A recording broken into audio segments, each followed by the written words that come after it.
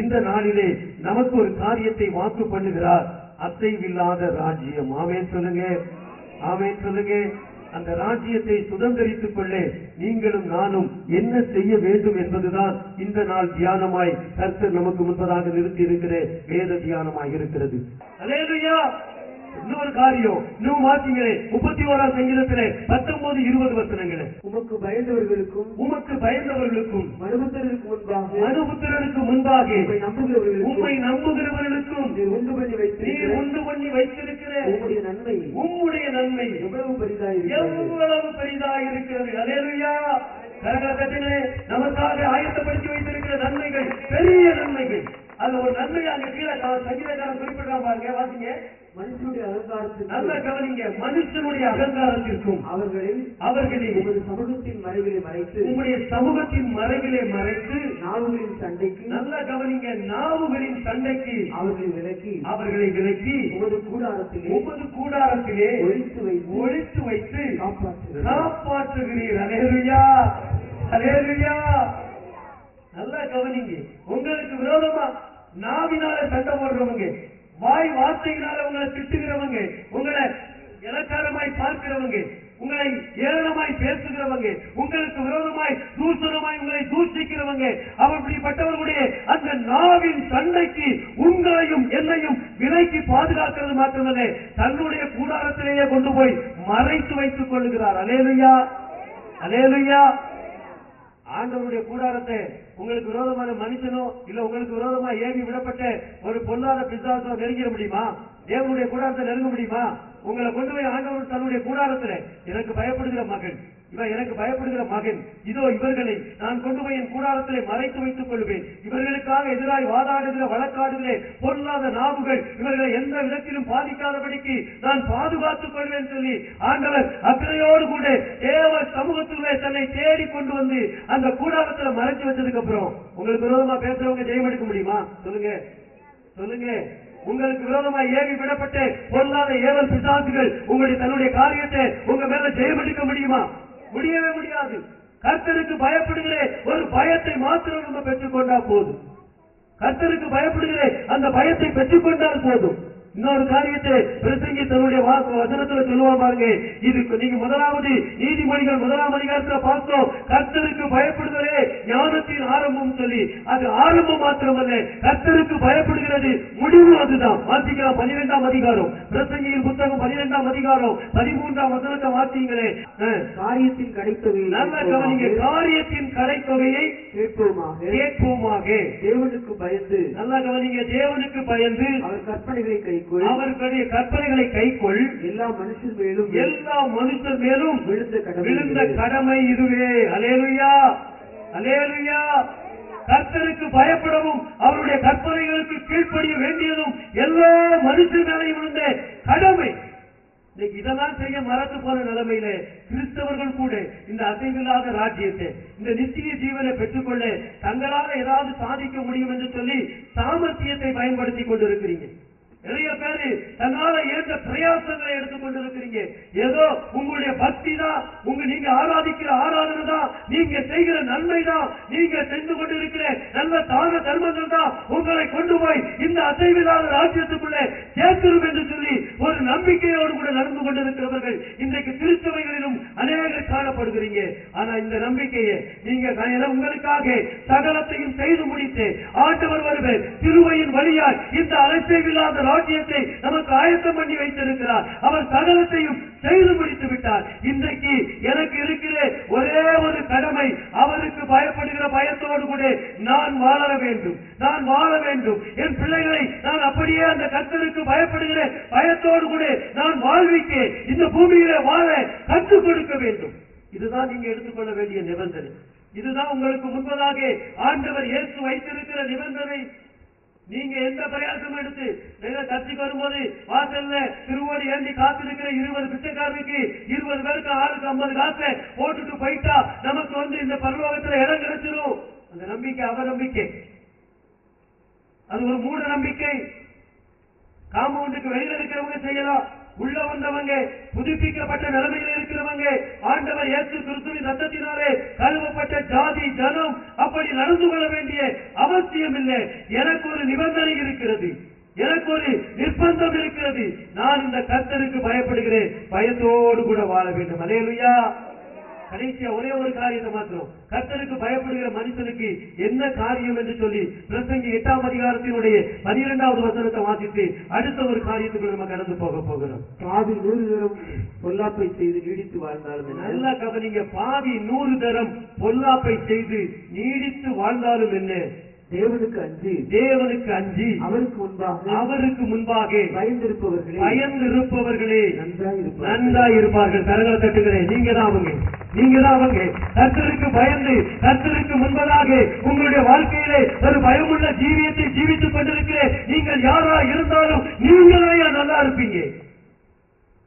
நீங்க நினைச்சுக்கிட்டு இருக்கலாம், ஊர் அடிச்சு உலக போடுறான், ஊர் முழுவதும் டாஸ்மாக் கடையை திறந்து வச்சிருக்கிறான், ஊர் முழுவதும் வைன் ஷாப்பை ஏலம் எடுத்து நடத்துறான், நல்லா தான் இருக்கிறான், 4 கார் இருக்கும்.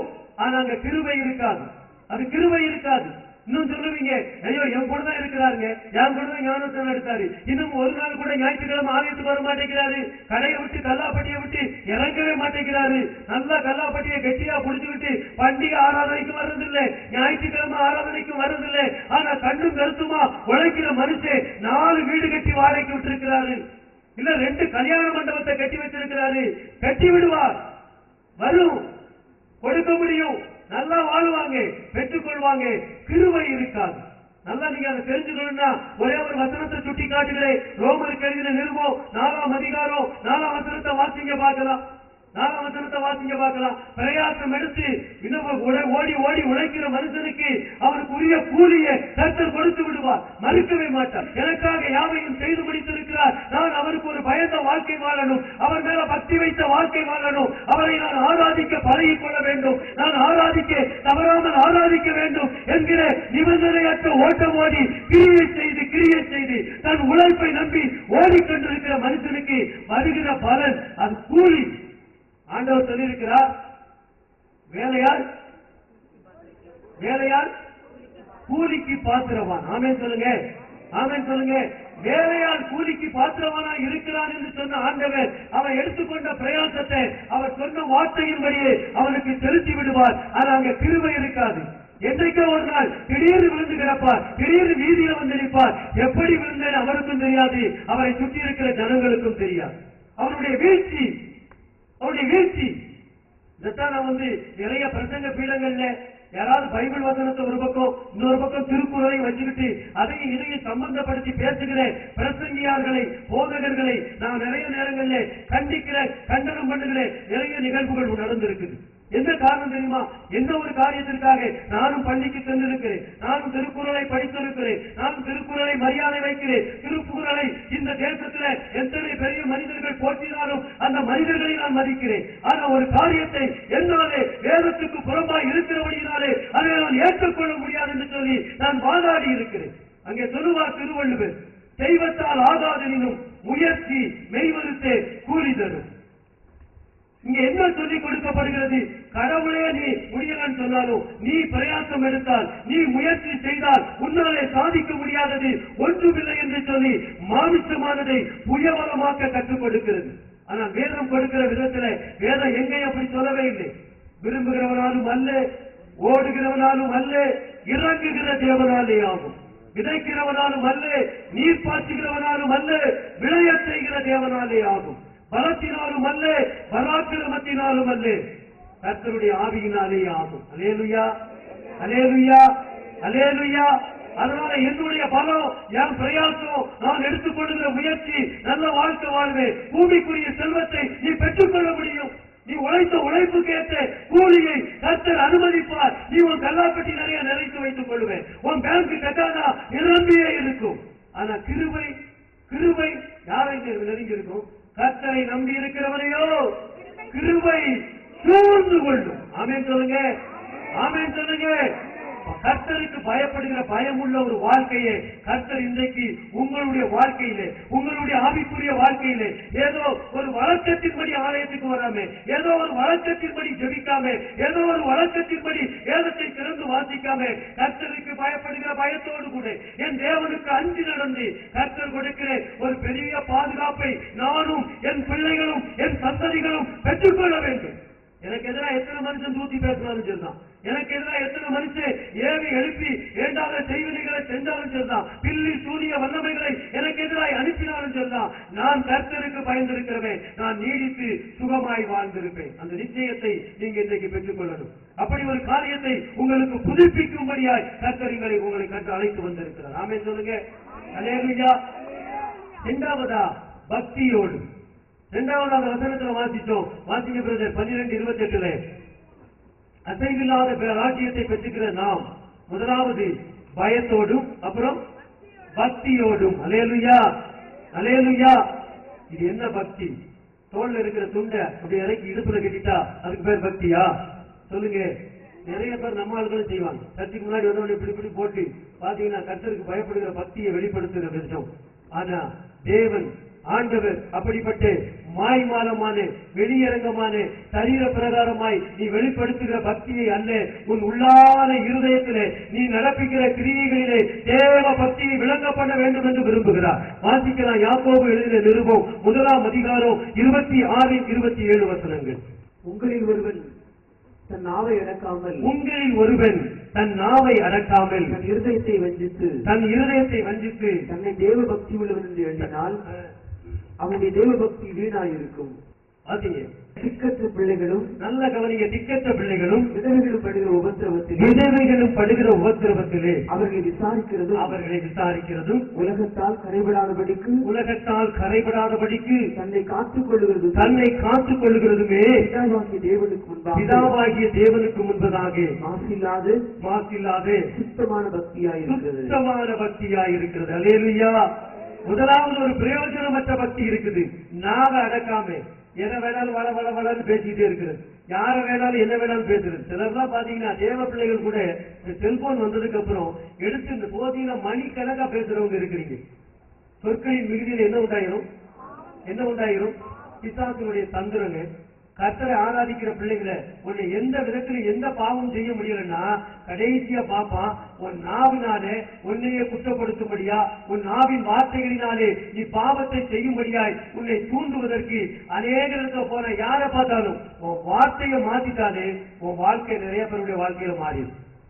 உன் வார்த்தையை நீ மாற்றிட்டனாலே உன் வாழ்க்கையில நிறைய இலைகள் சமாதானம் நிறைந்ததாய் மாறிவிடும், ஆசீர்வாதம் மிகுந்ததாய் மாறிவிடும்.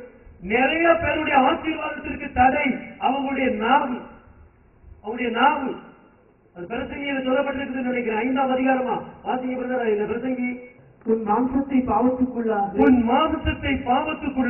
உன் வாய்க்கு இடம் கொடாதே அது புத்தி பிசகினாலே செய்ததென்று உன் தூதனுக்கு முன்பாக சொல்லாதே. தேவன் உன் வார்த்தைகளினாலே கோபம் கொண்டு உன் கைகளின் கிரியைகளை அழிப்பானே. அல்லேலூயா, அல்லேலூயா. தன்னுடைய வாயின் வார்த்தையிலே கர்த்தரை கோபப்படுத்துகிற வார்த்தைகள் அடங்கி இருக்கிறது. என்னுடைய வாயின் வார்த்தையிலே என் தேவனை கோபப்படுத்தி எனக்கு சத்துருவாய் எனக்கு எதிராய் நிற்கும்படியாய் தேவனை தூண்டுகிற விதமான வார்த்தைகள் என்னுடைய நாவில உண்டு. அதன் நிமித்தமாய் தன்னுடைய கையின் கிரியைகள், தன்னுடைய கையின் பிரயாசங்கள், பாக்கியமும் நன்மையும் உண்டாயிருக்க வேண்டிய அந்த பிரயாசங்கள் அழிவுக்குட்படுகிறது, அழிந்து போகிறது, ஆசீர்வாதங்களை இழந்து போகிறது. இது பிசாசுக்கு நல்லா தெரியும். சத்தியம் உங்களுக்கு தெரியுதோ எனக்கு தெரியுதோ இல்லையோ, பிரசங்கம் பண்ணுகிற எனக்கு தெரியாத நிறைய சத்தியங்கள் உண்டு. இதை நீங்க தியானிக்கிற கேட்டுக்கொண்டிருக்கிற விசுவாசிகளாய் இருக்கிற விசுவாச கூட்டத்தால் அநேகருக்கு தெரியாத சத்தியங்கள் அநேகம் உண்டு. ஆனா சத்துருவுக்கு நல்லா தெரியும்.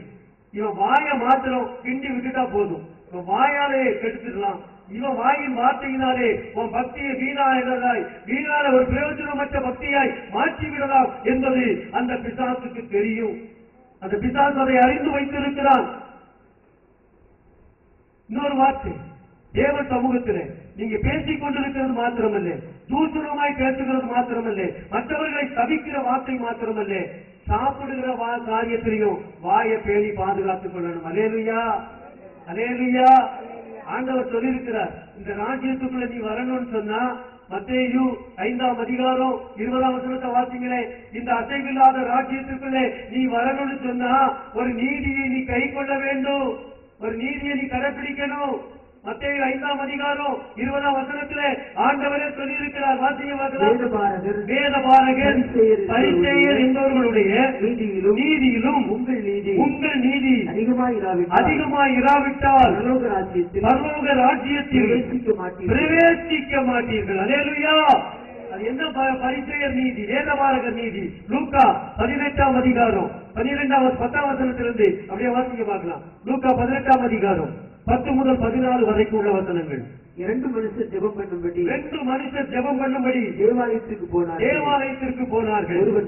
ஒருவன் பரிசேயன், மற்றவன் ஆயக்காரன். பரிசேயன் என்று, தேவனே நான் பரிகாரன், அநியாயக்காரன், விபச்சாரக்காரன் ஆகிய மற்ற மனுஷனைப் போல இந்த ஆயக்காரனை போலவும் இராததினால் உம்மை ஸ்தோத்தரிக்கிறேன். வாரத்தில் 2 தரம், நல்ல கவனிங்க, வாரத்தில் 2 தரம் உபவாசிக்கிறேன். என் சம்பாத்தியத்திலெல்லாம் தசமபாகம் கொடுக்கிறேன். அல்லேலூயா.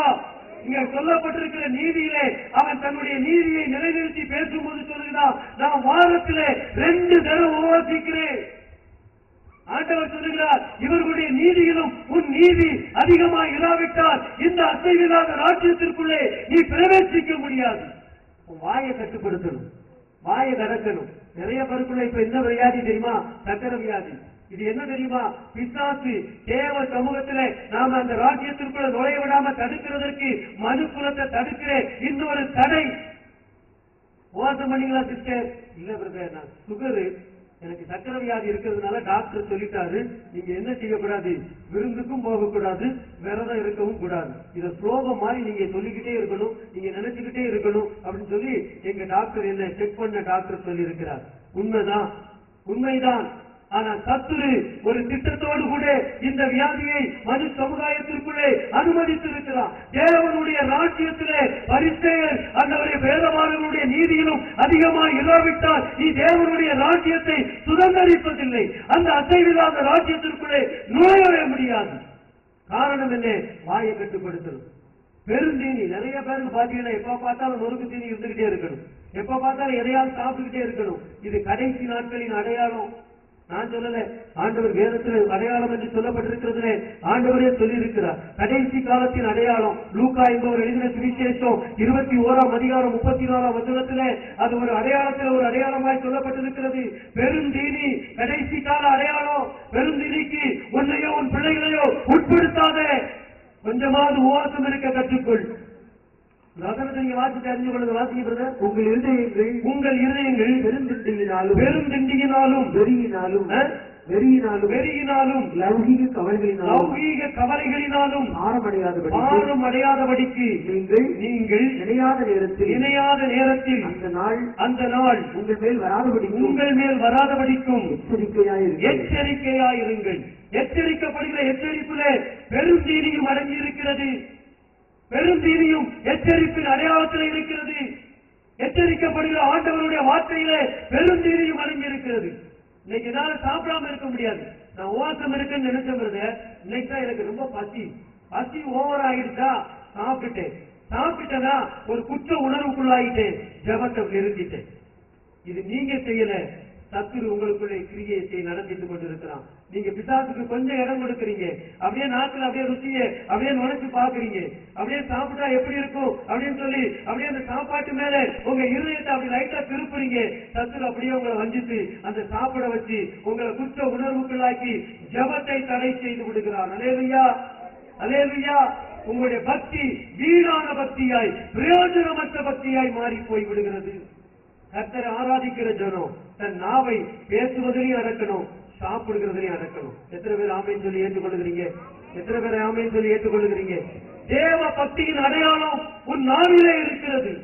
தேவ பக்தியின் அடையாளம் நீ உன்னுடைய சரீரத்தில உன்னுடைய முகத்தில நீ வேறு விதத்தில் வெளிப்படுத்த வேண்டிய அவசியம் இல்லை. அந்த அவசியத்தை ஆண்டவர் நமக்கு கற்றுக் கொடுக்கிறேன். நாவு தம்முடைய பக்தியை நிரூபிக்கிறேன், வெளிப்படுத்துகிறேன் ஒரு அபயமாய் நமக்கு கொடுக்கப்பட்டிருக்கிறது. அது நம்ம வாழ்க்கை சக்கரத்தை அழிச்சிடும். அப்படிப்பட்ட அழிவு நிறைந்த ஒரு நாவு. இந்த நாவை நீ பக்குவப்படுத்திட்டனா உன்னுடைய பக்தி பிரயோஜனம் உள்ள பக்தியாய் மாறி போய் விடுகிறது. மூன்றாவது இன்னொரு காரியம் வாசித்தோம். தேவனுக்கு பிரியமாய் ஆராதனை செய்யும் அந்த கிருபையை பற்றிக் கொள்ள கடவோம். எத்தனை பேர் அந்த கிருபையை பற்றிக் கொள்ளணுங்கிற வாஞ்சையோடு கூட வந்திருக்கிறீங்க? வந்திருக்கிறவங்க எல்லாம் கரங்களை தட்டி எனக்கு இதை கற்றுத்தாரும் ஆண்டவரே, எனக்கு நான் தேவனுக்கு பிரியமாய் ஆராதனை செய்கிற கிருபை என்னவென்று எனக்கும் என் பிள்ளைகளுக்கும் அதை கற்றுத்தாரும் ஆண்டவரே. தேவனுக்கு பிரியமான ஆராதனை செய்யும்படியாய் கற்றுக்கொள்ளுகிற ஒரு வாழ்க்கை, தேவனுக்கு பிரியமாய் வாழ்க்கை பிரியமான ஒரு ஆராதனையை அந்த கிருபையை பெற்றுக் கொள்ளுகிற ஒரு வாழ்க்கை, அதை பற்றிக் கொள்ளுகிற ஒரு வாழ்க்கை. ஆண்டவர் இயேசுவே அதை வெளிப்படுத்தி சொல்லியிருக்கிறார். ஒரு பாவம் நிறைந்த ஒரு ஸ்திரீகிட்ட உங்களுக்கு எனக்கு மனப்பாடமாய் தெரியும். அதை கதையா சொல்ல சொன்னா கூட நான் உட்கார்ந்தேன்னா நீங்க 4 மணி நேரமா எனக்கு விளக்கி சொல்லக்கூடிய நல்ல சத்தியத்தை அறிந்தவர்கள் உட்கார்ந்து இருக்கிறீங்க. உங்களுக்கு அந்த எளிமையான அந்த வசனத்திலிருந்து ஒரு காரியத்தை கற்றுக் கொடுக்கிறார். யோவான் என்பவர் எழுதின சுவிசேஷம் 4ஆம் அதிகாரம் 23ஆம் வசனத்திலே ஆண்டவர் தனக்கு பிரியமான ஆராதனையை அந்த கிருபையை ஆண்டவர் பூமிக்கு முதலாய் ஒரு கிணற்றங்கரையிலே ஒரு பாவியான ஸ்திரீயிடத்திலே ஒரு புறஜாதி ஸ்திரீயிடத்திலே ஒரு பெண்ணிடத்திலே அந்த விருப்பமான ஆராதனையை தேவனுக்கு பிரியமான ஆராதனை செய்கிற கிருபையை வெளிப்படுத்துகிறார். வாசிக்கலாம். உண்மையாய் தொழுது கொள்ளுகிறவர்கள் பிதாவை ஆவியோடும் உண்மையோடும் தொழுது கொள்ளும் காலம் வரும். அது இப்பொழுதே வந்திருக்கிறது. நம்மை தொழுது கொள்ளுகிறவர்கள் இப்படிப்பட்டவர்களாய் இருக்கும்படி பிதாவானவர் விரும்புகிறார். அல்லேலூயா, அல்லேலூயா, அல்லேலூயா, அல்லேலூயா. நிறைய பேர் வாங்கி திறக்கவில்லை. அல்லேலூயா, ஆமென். காலம் வந்திருக்கிறது, அந்த காலம் வந்திருக்கிறது. இயேசு எப்பொழுது இந்த பூமியிலே தன்னுடைய கிரியைகளை செய்து நிறைவேற்றி போனாரோ அதற்கு பின்பதாக தன்னுடைய சீசர்களுக்கு சொல்லிவிட்டு போனார். அப்போஸ்தலர் நடவடிக்கைகள் அதாவது 1ஆம் அதிகாரம் 4-5 வசனங்களிலே சொல்லப்பட்டிருக்கிறது. இங்கேயே காத்திருங்கள், பரிசுத்த ஆவியினாலே நீங்கள் நிரப்பப்படும் பொழுது அந்த பலனை அந்த கிருபையை நீங்கள் பெற்றுக் கொள்வீர்கள். கர்த்தருக்கு பிரியமாய் ஆராதனை செய்கிற கிருபை பரிசுத்த ஆவியானவருடைய நிறைவிலே நமக்கு கிடைக்கிறது. பரிசுத்த ஆவியானவர் நம்மை நிரப்பும் பொழுது அவர் நிறைவாய் நம்மை நிரப்பி நம்மை ஆராதிக்க வைக்கிறார். கர்த்தருக்கு பிரியமாய் ஆராதனை செய்கிற கிருபை, இதை பெற்றுக் கொண்டவர்களுக்கு அந்த அசைவில்லாத ராஜ்யத்தை சுதந்திரித்துக் கொள்ள முடியும். அல்லேலூயா, அல்லேலூயா, அல்லேலூயா. நம்ம யோவான் எழுதின சுவிசேஷம் 3ஆம் அதிகாரம் 3 முதல் 6 வசனங்கள்ல இந்த ராஜ்யத்தை பார்க்க விரும்புகிறவன், அதை நுழைய விரும்புகிறவன் எடுத்துக்கொள்ள வேண்டிய பிரயாசங்கள், எடுத்துக்கொள்ள வேண்டிய காரியங்கள் அங்கே ஆண்டவர் சுட்டிக்காட்டி சொல்லுவதை நம்ம பார்க்கிறோம். வாசிக்கலாம். இயேசு அவனுக்கு பிரதியுத்தரமாக, இயேசு அந்த ஜனங்களுக்கு பிரதியுத்தரமாக, ஒருவன் மறுபடியும் பிறவாவிட்டால் தேவனுடைய ராஜ்யத்தை காண மாட்டான் என்று மெய்யாகவே உனக்கு சொல்லுகிறேன் என்றார். அல்லேலூயா. அப்புறம் அதற்கு நிக்கோதேமு ஒரு மனுஷன் முதிர் வயதாய் இருக்கையில் எப்படி பிறப்பான்? அவன் தன் தாயின் கர்ப்பத்தில் 2ஆம் தரம் பிரவேசித்து இறக்கக்கூடுமோ என்றான். அப்புறம் இயேசு அவனுக்கு பதிலாக ஒருவன் ஜலத்தினாலும் ஆவியினாலும் பிறவாவிட்டால் தேவனுடைய ராஜ்யத்தில் பிரவேசிக்க மாட்டான். அல்லேலூயா, அல்லேலூயா. இந்த முந்தின வசனத்தில் சொன்னாரு தேவனுடைய ராஜ்யத்தை காண மாட்டான். கடைசி அவனுக்கு விளக்கி சொல்லும் போது சொல்லுகிறார் அந்த ராஜ்யத்துக்குள்ள பிரவேசிக்க மாட்டான். தேவனுக்கு பிரியமாய் ஆராதனை செய்கிற ஆராதனையை நம்ம பெற்றுக் கொள்ளும் பொழுது அங்கே எப்படி பெற்றுக் கொள்ள வேண்டும்? பிலிப்பியர்களுடைய நிருபத்திலே 3ஆம் அதிகாரம் 3ஆம் வசனத்தை வாசிங்களே. பிலிப்பியருக்கு எழுதின நிருபம், சகல துர்க்குணத்தையும் நீ விலக்கிவிட வேண்டும். பரிசுத்த ஆவியின் நிறைவு உனக்குள்ளே நீ இறங்கி வர வேண்டும் என்றால் பரிசுத்த ஆவியானவருடைய நிறைவு உங்களையும் என்னையும் நிரப்ப வேண்டும் என்று சொன்னால் இங்கே ஒரு ஆலோசனை கொடுக்கப்படுகிறது. 3ஆம் அதிகாரம் பிலிப்பியர் 3:3 சொல்லப்படுகிற வார்த்தையில் மாம்சத்தின் மேல் நம்பிக்கையாயிராமல் மாமிசத்தின் மேல நம்பிக்கையாயிராமல் ஆவியினாலே தேவனுக்கு ஆராதனை செய்து கிறிஸ்து இயேசுவுக்குள் மேன்மை பாராட்டுகிற நாமே விருத்த சேதனம் உள்ளவர்கள். அல்லேலூயா, அல்லேலூயா. ஆண்டவருடைய நாமத்தின் மேலே அவரையே என்னுடைய மாமிசம் அல்ல, என்னுடைய பிரயாசம் அல்ல, என்னுடைய சம்பாத்தியம் அல்ல, என்னுடைய உழைப்பு அல்ல, என் தாத்தன் பூட்டே, என் பாட்டன் சொத்து அல்ல, என் தகப்பன் சம்பாதித்து வைத்த சம்பாத்தியம் அல்ல. என் ஆண்டவர் ஒருவர் இருக்கிறார். அவர் என்னை நேசிக்கிறார். அவர் என்னை கல்வாரி சிலுவையிலே தன் விலையில்லாத ரத்தத்தினாலே கழுவி சுத்திகரித்திருக்கிறார். ஒரு புதுப்பிக்கப்பட்ட ஒரு புதிய வாழ்க்கையை எனக்கு கொடுத்திருக்கிறார். அது மூலமாய் அவர் எனக்கு ஆயத்தம் பண்ணி வைத்திருக்கிறேன் அந்த அசைவில்லாத ராஜ்யத்தை நான் சுதந்திரித்துக் கொள்ள முடியும். அல்லேலூயா, அல்லேலூயா, அல்லேலூயா. தேவ மகிமை வெளிப்படணும். இன்னும் பாத்தீங்கன்னா பேதுருவில் நினைக்கிறேன், பேதுரு எழுதின நிருபம் என்று நினைக்கிறேன், நீங்க சகல துர்க்குணத்தையும் விட்டு வேத வசனமாகி ஞான பாரின் மேல வாஞ்சையாயிருந்து உங்களுக்குள்ள இருக்கிற கபடு, எல்லா பொறாமைகள், பெருமைகள் எல்லாவற்றையும் நீக்கிவிடும் பொழுது தேவ ஆவியானவர் அந்த இருதயங்களை தன்னுடைய ஆவியின் வல்லமையினாலே நிரப்புகிறார். பெருமை உள்ளவனுக்கு தேவன் எதிர்த்து நிற்கிறார். அல்லேலூயா. தாழ்மை உள்ளவர்களுக்கோ கிருபை அளிக்கிறார். தேவ சமூகத்திலே உங்களை தாழ்த்தி, தேவ சமூகத்திலே உங்களிடத்தில் இருக்கிற ஜென்ம சுபாவங்களாய் இருக்கிற பொல்லாத துர்க்குணங்களை விட்டு விலகும் பொழுது கர்த்தர் தம்முடைய ஆவியினாலேயே நிரப்புகிறார். அல்லேலூயா, அல்லேலூயா. இந்த ஆவிக்குரிய காரியத்தை, இந்த ஆவிக்குரிய கிருபையை ஆண்டவரை ஆராதிக்கிற, ஆவியோடும் உண்மையோடும் ஆராதிக்கிற அந்த கிருபையை ஜென்ம சுபாவத்தோடு கூட நீ அறிந்து கொள்ளணும். அந்த உங்களுக்கு இருக்கிற கல்வி, புத்தி, அறிவு, ஞானத்தோடு கூட அதை விளங்கிக் கொள்ளணும்னு நினைச்சீங்கன்னா அது முடியவே முடியாது. வாசிக்கலாம் 1 கொரிந்தியர் 2ஆம் அதிகாரம் 14ஆம் வசனத்தை. கடைசியா நம்ம முடிக்க போறோம் சீக்கிரமா. ஜென்ம சுபாவம் உள்ள மனுஷனோ தேவனுடைய ஆவிக்குரியவைகளை ஏற்றுக்கொள்ளான். அவைகள் அவனுக்கு பைத்தியமாக தோன்றும். அவைகள் ஆவிக்கு ஏற்ற பிரகாரமாய் ஆராய்ந்து நிதானிக்கப்படுகிறதானதால் அவைகளை அறியவும் மாட்டான். அல்லேலூயா. கரங்கள் தட்டுகளே. அல்லேலூயா. கர்த்தர் ஆவியானவர் ஒரு சத்தியத்தை நமக்கு வெளிப்படுத்துகிறார். நீ ஜென்ம சுபாவம் உள்ள மனுஷனோடு கூட உனக்கு இருக்கிற ஞானம், புத்தி, அறிவை பயன்படுத்திக் கொண்டு கர்த்தருடைய ஆவிக்குரிய அந்த கிருபையை, கர்த்தரை ஆராதிக்கிற அந்த ஆராதனையை நீ அனுபவிக்க வேண்டும் என்று நினைக்கிற அந்த கிருபையை நீ பெற்றுக்கொள்ளவே முடியாது. நீ ஜென்ம சுபாவத்தோடு கூட நீ வாழ்ந்து கொண்டிருக்கிற நாட்களிலே அந்த ஆவியின் அனுக்கிரகம் உன்னை தொடவே முடியாது, உன்னை நிரப்ப முடியாது. எப்ப தேவ சமூகத்திலே உங்களுடைய துர்க்குணங்களை விட்டுவிட்டு உங்களுக்கு இருக்கிற பெருமைகளை, பொறாமைகளை, அதனுடைய தூசணமான வார்த்தைகளை, மற்றவர்களை நிந்திக்கிற நினைவுகளை உங்களை விட்டு நீக்கிவிட்டு தேவ சமூகத்திலே தன்னுடைய மெய்யான உடைக்கப்பட்ட ஒரு இருதயத்தோடு கூட, நொறுங்குண்ட இருதயத்தோடு கூட தேவ சமூகத்தை எந்த ஒரு மனுஷி தேடி வருகிறாரோ அந்த மனுஷனை கர்த்தருடைய ஆவியானவர் இன்றைக்கும் அல்ல ஒவ்வொரு நாளும் நீ தேடி போகிற நிமிஷங்கள் எல்லாம் தன் ஆவியின் நிறைவினாலே நிறைத்துக் கொள்வார். அந்த நிறைவு உனக்கு தேவனை ஆவியோடும் உண்மையோடும் ஆராதிக்கிற அந்த ஆராதனை செய்கிற கிருபையை உனக்கு பெற்றுக் கொடுக்கும். அல்லேலூயா, அல்லேலூயா. நீங்க சொல்லுங்க, அசைவில்லாத ராஜ்யத்தை எத்தனை பேர் வாஞ்சி உள்ளவர்களா இருக்கிறீங்க? எத்தனை பேர் அசைவில்லாத ராஜ்யத்திற்குள்ளே நாம் பிரவேசிக்க வேண்டும் என்கிற ஒரு உண்மையான ஒரு உள்ளார்ந்த ஒரு இதயத்தோடு கூட நீங்க வந்திருக்கிறீங்க. புதுப்பிக்கிற ஆவியானவர் இன்றைக்கு நம்மோடு கூட இடைப்பட்டிருக்கிறார். புதுப்பிக்கிற ஆவியானவர் உன்னையும் என்னையும் ஆண்டவரை பார்த்து பேசியிருக்கிறார், உன்னோடும் என்னோடும் பேசியிருக்கிறார். பேசப்பட்ட வார்த்தைகள் கர்த்தருடைய ஆவியானவர் இரக்கமாய் கிருபையாய் இதோ இந்த சபையை, இந்த ஜனத்தை, இந்த கிராமத்தை என்னுடைய ஆவியினாலே நிரப்பி என்னை ஆராதிக்கிற, உண்மையாய் ஆராதிக்கிற அந்த ஆராதனை செய்கிற கிருபையினாலே என் ஜனத்தை நிரப்ப வேண்டும். இவர்கள் அது நிமித்தமாய் என் அசைவில்லாத ராஜ்யத்தை பெற்றுக் கொள்கிறவர்களாய் வாழ வேண்டும் என்று சொல்லி ஆண்டவர் விரும்பி வந்திருக்கிறார். தெய்வத்துக்கு பயப்படுகிற பயம், கர்த்தருக்கு பயப்படுகிற பயம், அது ஞானத்தின் ஆரம்பம் என்று சொல்லப்பட்டிருந்தாலும் காரியத்தின் கடைத்தொகையும் அதுதான், ஒவ்வொரு மனுஷனுடைய கடமையும் அதுதான் என்று சொல்லி ஆவியானவர் நமக்கு விளக்கமாய் காண்பித்திருக்கிறார். கர்த்தருக்கு பிரியமாய், கர்த்தருக்கு பயந்து வாழ்கிற வாழ்க்கை, தேவனுக்கு பயமில்லாத